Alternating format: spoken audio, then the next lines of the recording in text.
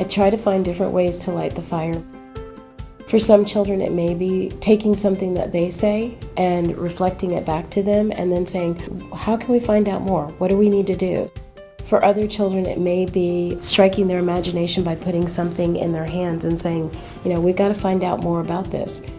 It's me guiding what happens in the classroom and knowing when to step out of the way.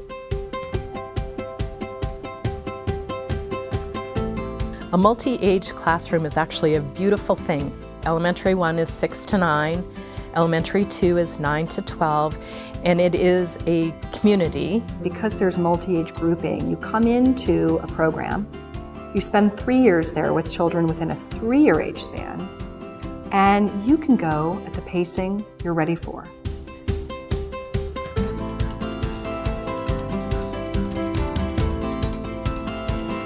There's an individual plan for every child.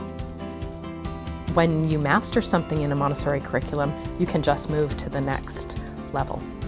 The child doesn't move on until the child is ready to move on and has a deep understanding. The teacher's going to individualize where each child is, but you're also going to learn from each other.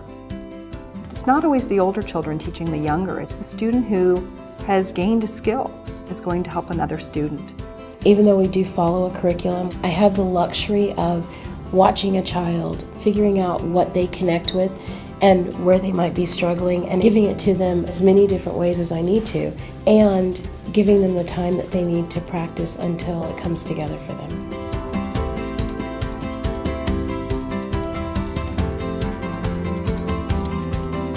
One of the cornerstones of Montessori is that we want to allow children and young adults to be as independent as they can. In a traditional environment, children are waiting to hear from the teacher where to go to get something. May they go to get something? Is this allowed? Is this not allowed? The teacher can move throughout, and children can get up, and there's freedom of movement. There's the ability to repeat tasks if needed, and the teacher's there to support. Ultimately, we want the children to be responsible for their own learning.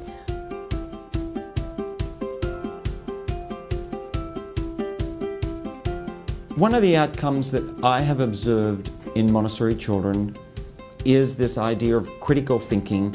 They've got a problem, they throw out lots of guesses of what the answer might be. They will think through each one of those guesses and analyze it. Then they'll eventually get to an answer. They may not necessarily always get the right answer, but they know the process. And they don't see learning as a chore, they see learning as something that is really exciting.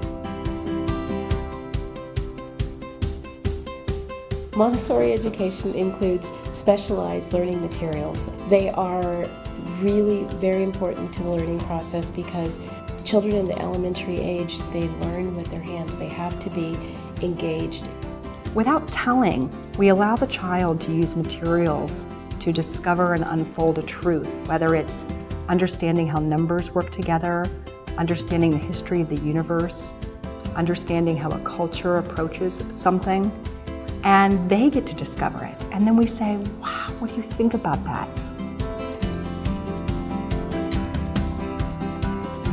All the education in the world doesn't matter unless a child has that sense of self and identity and has that ability to understand that kindness changes everything and that through that they can change the world. It really develops the foundation for what Maria Montessori saw as a civilized human being moving forward through their learning, which is lifelong.